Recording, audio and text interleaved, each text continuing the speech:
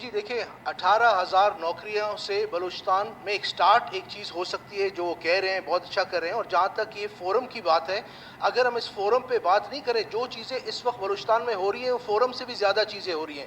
جس طریقے سے ہائی ویز ہمارے بلاک ہو کے مزدوروں کو مارا جا رہا ہے, عام شہری وہاں مارا جا رہا ہے, ہمارے مزدور مارے جا رہے ہیں. اگر ہم اس فورم پہ بات نہیں کریں, یہی تو صرف فورم ہے جہاں ہم بات کر سکتے ہیں اور ادھر ہی سے ہی حل نکلیں گے. اگر ہم اس پہ بات کریں گے, جیسے سی ایم صاحب نے کہا کہ ہم اس پہ ایک کمیٹی بنائیں گے, تو بات کرنا میں سمجھتا ہوں اس پہ غلط ہے کہ ہم بند کریں. ہم بات کریں, ہم چیزوں کو نوٹیفائی کریں. جیسے مولانا صاحب نے کہا, جیسے میری بہن نے کچھ عرصہ پہلے کہا کہ ہمارا نوجوان اس وقت باغی ہو چکا ہے.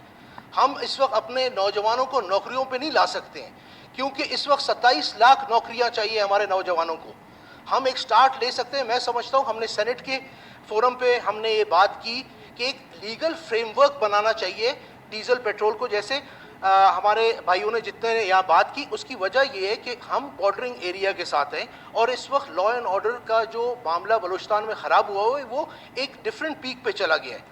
ہم نے اس پہ یہ کہا کہ جی ایک اس پہ ٹیکس ہو, جس طرح سی ایم صاحب نے کہا کہ اس میں ایک سسٹم آئے جو پیسے خواہ مخواہ کے لوگوں کی طرف جائیں. ایک اس پہ لیگل ٹیکس ہو جو بینک میں جمع ہو کسٹم کا, اور وہ سمجھو بارڈر ایریا سے کوئٹہ تک آ سکے. کوئٹہ کے بعد آپ بالکل بے سختیاں کر لیں پورے پاکستان کے اوپر کہ وہ باہر نہیں جا سکے. ابھی بھی سختی کے باوجود بھی آ رہے ہیں چیزیں, صرف پرائسوں میں بڑھاوت ہو رہی ہے. تو یہ میرا ایک پوائنٹ تھا جو میں کہنا چاہ رہا تھا. تو یہ فورم کو کسی چیز پہ ہمیں چاہے لیگل ہے چاہے لیگل ہے ڈسکشن ضرور اجازت دی جائے. سیکنڈ جی نہیں ایک منٹ, دوسرا میں اس میں کہوں گا جی سریاب کا ایک معاملہ چل رہا ہے گیس کا. اس پہ علاقے کو پورے نیام ہنڈی کے علاقے کو گیس سے محروم کیا گیا ہے, شاید اس وجہ سے کہ چند لوگ اگر بل نہیں دے رہے ہیں تو اس کی وجہ سے. دیکھیں اس وقت بلوچستان میں سردی کا لہر شروع ہو گیا ہے اور اس میں بیٹھ کے سی ایم صاحب اور ہم جتنے ذمہ داران ہیں اس پہ ہم ایک سٹینڈ لیں کہ اس وقت کوٹا بلوچستان کا بڑھایا جائے, کیونکہ جتنی سردی ہوگی گیس کی لوڈ شیڈنگ زیادہ ہوگی اور اس سے چوری زیادہ بڑھے گی. اور جی قیمت وہ بڑھا رہے ہیں, ہر چیز پہ ہر دن ٹیرف وہ بڑھا رہے ہیں. اور تیسری ایک ضروری چیز کی طرف میں آپ کو لے جاتا ہوں, سردار صالح بوتانی کے گھر پہ جی کچھ عرصے پہلے, ابھی کراچی میں بھی پہلے ہم نے ایک واک آؤٹ کیا, کچھ عرصے ہمارے جتنے ساتھی تھے انہوں نے ہمارے ساتھ واک آؤٹ کیا. اس کے باوجود واپس ان کے کراچی گھر میں جہاں ان کی بیٹیاں گھر والے سارے موجود ہیں. میں سمجھتا ہوں کہ جی یہ غیر روایتی چیز ہے.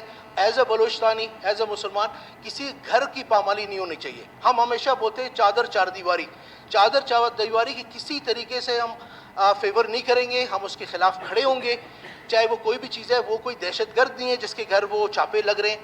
ہم اس وقت بلوچستان عوامی پارٹی جو ہے ہم حکومت کے ساتھ ہیں, پیپلز پارٹی کو ہم یہاں سپورٹ کر رہے ہیں, فیڈرل میں ہماری سینٹ سپورٹ کر رہے ہیں, نیشنل اسمبلی میں ہم سپورٹ کر رہے ہیں. اگر اس طریقے سے ہمارے پارلیمنٹیرین اور ایک سردار محترم شریف آدمی کے گھر پہ اگر یہ اس طریقے سے چھاپے لگ رہے ہیں اور چادر چار دیوالی پامالی ہو رہی ہے, اس پہ جی میں اس دفعہ بھی واک آؤٹ کیا, اس دفعہ بھی واک آؤٹ کروں گا. اور میں سارے جتنے یہاں بلوچستان کے لوگ ہیں ان کو بیٹھ کے میں دعوت دیتا ہوں کہ اس واک آؤٹ پہ شریک ہوں کہ آئندہ یہ چیزیں نہیں ہونی چاہیے. آغا صاحب آپ تجریب بینچز سے ہیں, آپ کے پاس کیبنٹ کا فورم بھی موجود ہے, آپ اس چیز ایک کریکشن کر دوں. جی جی, بلوچستان کے اندر سردار صالح بوتانی صاحب کے گھر پہ کوئی چھاپا نہیں لگا.